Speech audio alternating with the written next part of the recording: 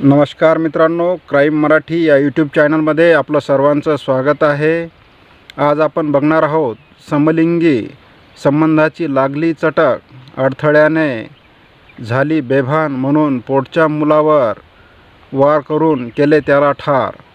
आजची ही घटना पश्चिम बंगाल राज्यातील हुगळी जिल्हा तो कलकत्त्यापासून 40 किलोमीटर अंतरावरचे एक मोठे शहर आहे।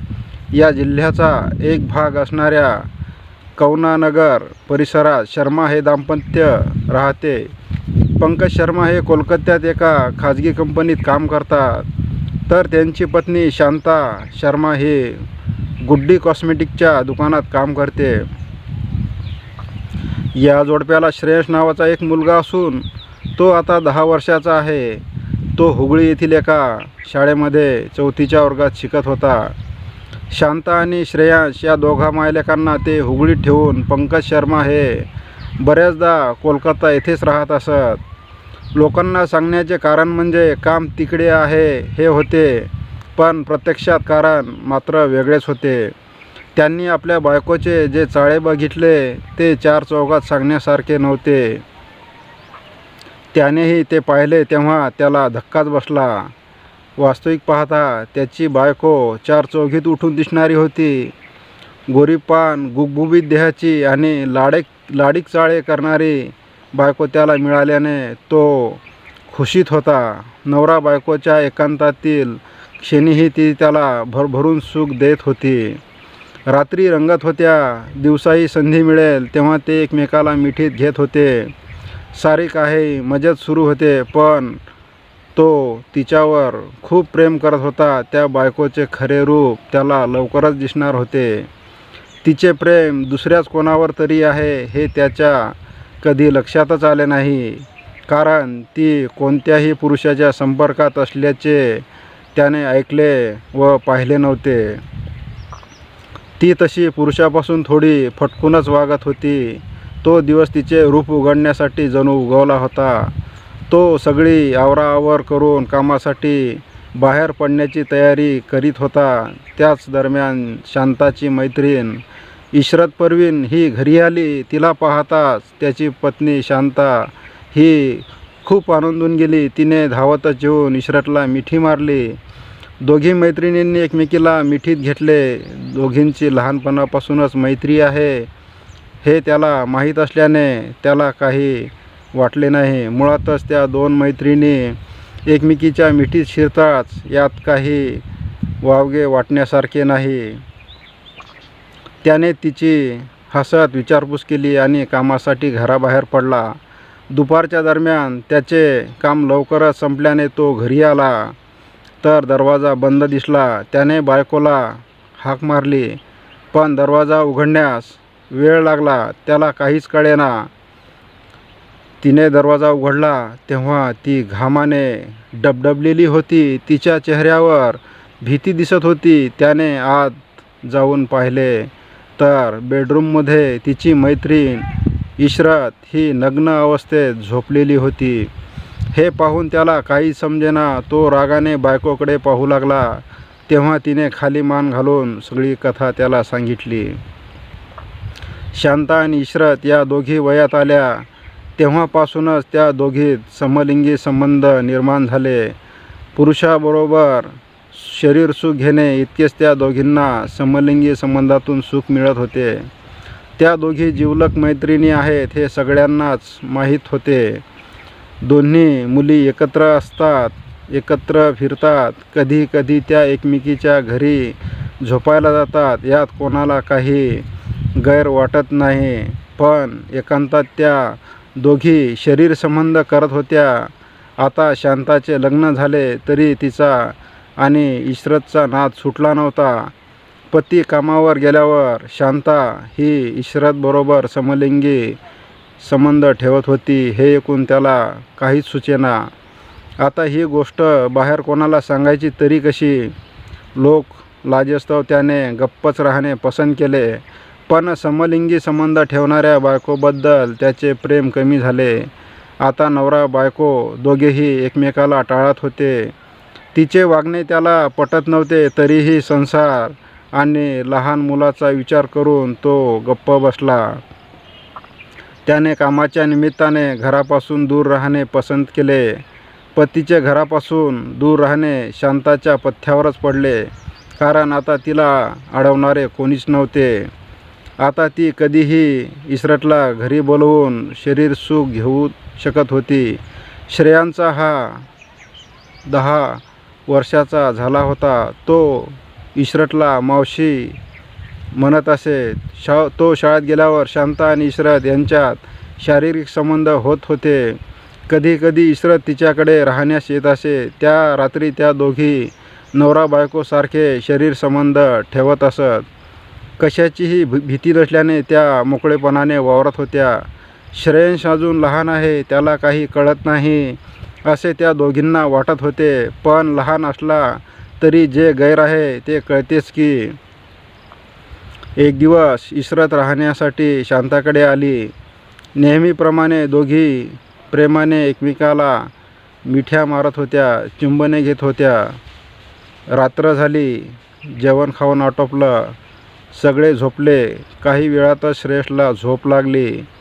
तर त्या दोघीच्या कामोत्तेजना भडकल्या. पाहता पाहता त्या दोघी एकमेकीचे चुंबने घेऊ लागल्या, एकमेकीचे स्तन कुस्करू लागल्या, एकमेकींना मिठी तावळू लागल्या. बेडवर लोळता लोळता त्या दोघीही पूर्ण नग्न झाल्या. त्या तरुणीचे नग्न शरीर एकमेकींना आवळू लागले होते. दोघी बेभान होऊन कुस्करू लागल्या, सुस्कारे सोडू लागल्या. या खोलीत आपल्याशिवाय एक लहान मुलगा आहे याचेही त्यांना भान उरले नाही. त्यांच्या या विव्हळण्याने, ओरडण्याने आणि सुस्काऱ्याने खोली भरून गेली. या आवाजामुळे श्रेयसला जाग आली. त्याने पाहिले की त्याची आई आणि मावशी दोघीही पूर्ण नागडे आहेत. त्या दोघी एकमेकांची मुके घेत आहेत, स्तन चोखत आहेत. हे पाहून तो घाबरून गेला. तो घाबरून त्या दोघीकडे पाहत होता. त्याच्या जागे होण्याने त्या दोघीच्या समागमात अडथळा आला.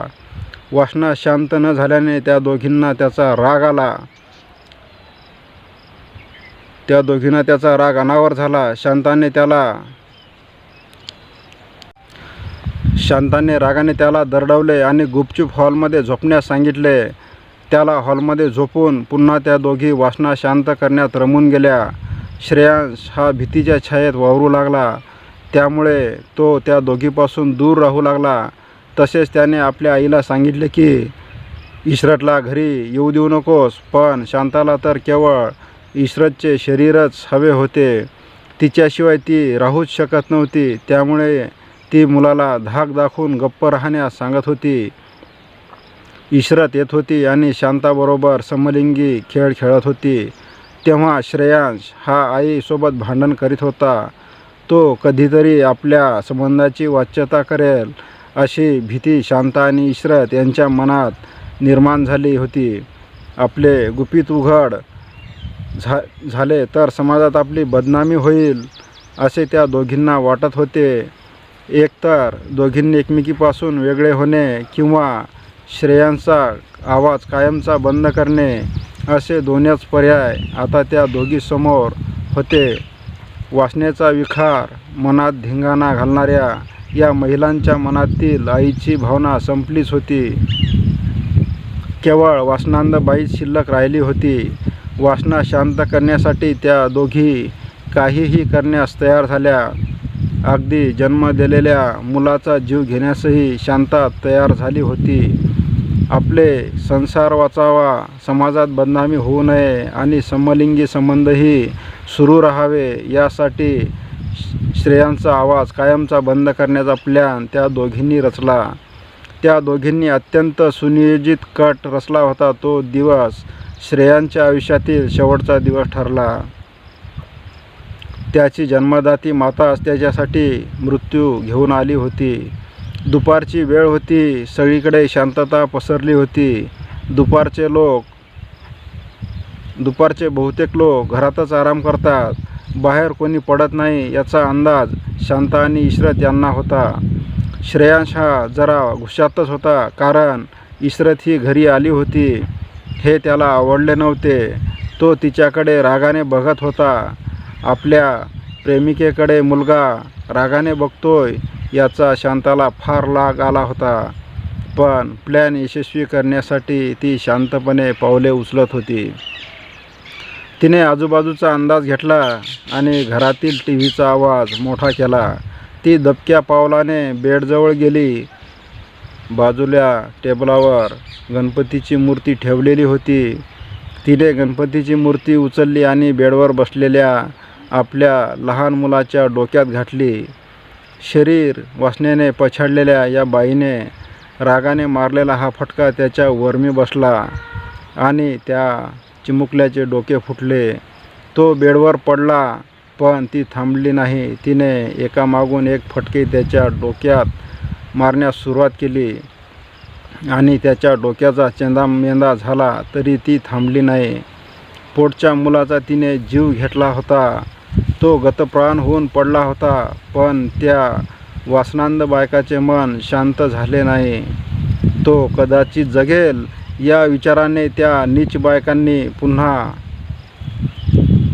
धारदार चाकूने त्याच्या हाताची नस कापली. त्या कोवळ्या हातातून रक्ताच्या धारा वाहू लागल्या, तरीही त्या दोघींच्या मन समाधान झाले नाही. इशरतने त्या धारदार चाकूने त्या मुलावर सपासप वार केले. असंख्य वारांनी ते कोवळे शरीर अक्षरशः रक्तबांबळ झाले होते. आपल्या मुलाचा जीव घेऊन शांताचे मन शांत झाले. तिने पुन्हा एकदा बाहेरचा अंदाज घेतला. कोणी नसल्याचे पाहून आणि संधी साधून ती इर्षेतला घेऊन दारातून बाहेर पडली. त्या दोघी घटनास्थळावरून पसार झाल्या. दुपारचे ऊन कमी झाले होते. पुन्हा सगळीकडे वर्दळ सुरू झाली होती. शांताच्या घरचे दार उघडे होते, पण काहीच हालचाल दिसत नव्हती. श्रेयांसही खेळायला बाहेर आला नव्हता. त्यामुळे त्याची चुलत बहीण त्याला बोलवण्यासाठी घरात आली, तर घरात कोणीच नव्हते. ती बेडरूममध्ये गेली आणि तिच्या तोंडून किंकाळीच बाहेर पडली. रक्ताने माखलेला श्रेयांचा मृतदेह बेडवर पडला होता. ती जोरजोरात आरडाओरडा करत घरातून बाहेर पळाली. तिच्या आवाजाने तिच्या घरातील तसे शेजारपाजारचे लोक जमा झाले.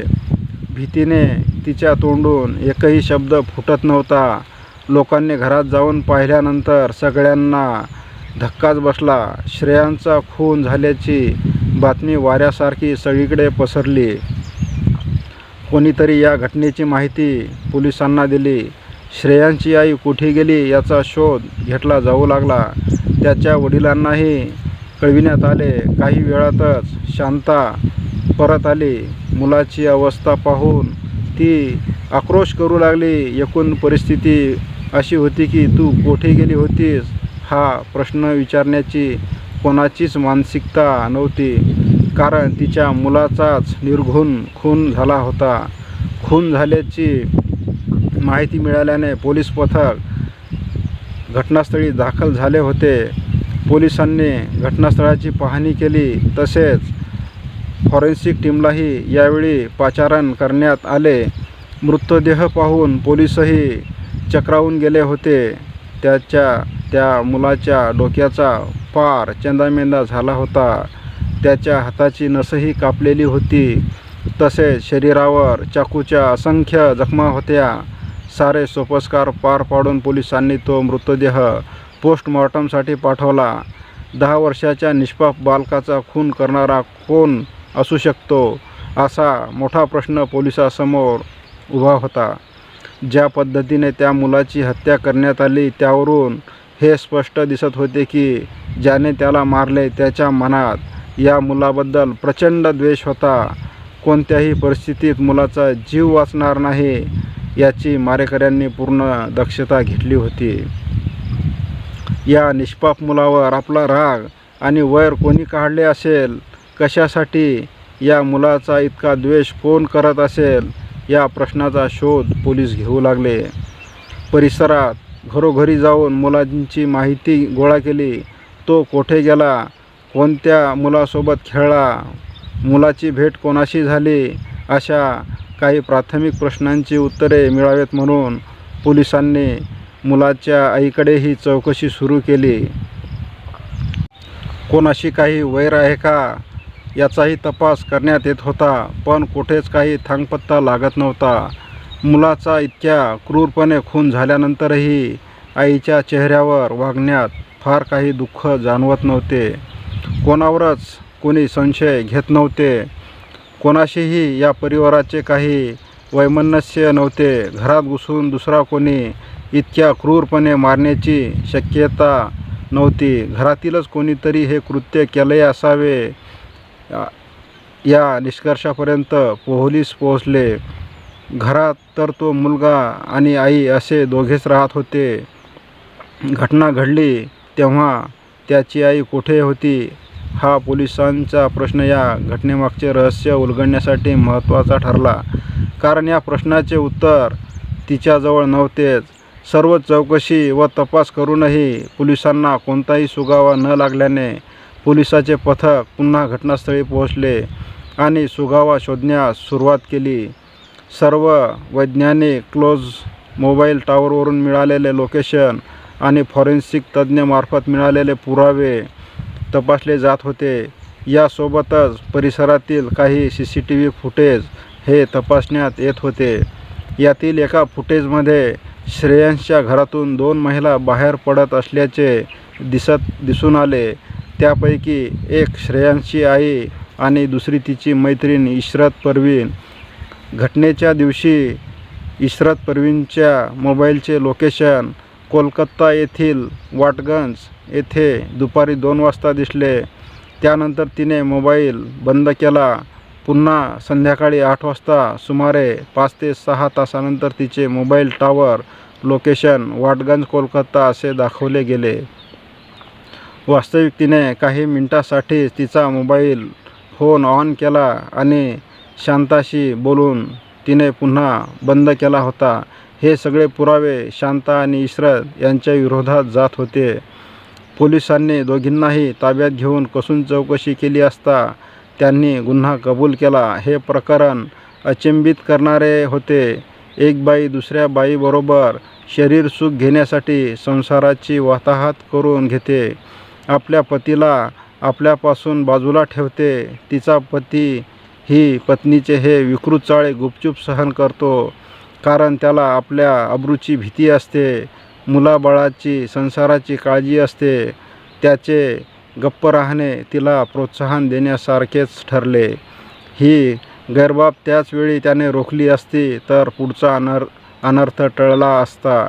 तिनेही आपल्या संसारात मन रमवले असते. समलिंगी संबंधापासून दूर राहिली असती. मुलाचा, संसाराचा विचार केला असता तर तिच्यावर आज तुरुंगात जाण्याची वेळ आली नसती. पण या सगळ्या जरतरच्या गोष्टी आहेत. सगळ्या जगात संयम संपला असून अतिरेकी विकृती कशा प्रकारे फोफावत आहे हे मात्र या प्रकरणाने दाखवून दिले आहे. समलिंगी संबंधासाठी आईने लहान मुलाचा खून करावा हा म्हणजे विकृतीचा कहरच म्हणावा लागेल. माणुसकीला, नात्याला लागलेला मोठा कलंक म्हणावा लागेल. त्या दोघींना पोलिसांनी अटक केली असून पुढील तपास पोलीस करीत आहेत. मित्रांनो, तुम्हाला हा भाग कसा वाटला याबाबत आपण कमेंट करावे. तसेच दररोज नवनवीन व्हिडिओ पाहण्यासाठी क्राईम मराठी या यूट्यूब चॅनलला सबस्क्राईब करावे. पुन्हा भेटूया उद्या सायंकाळी 7 वाजता. धन्यवाद. जय महाराष्ट्र.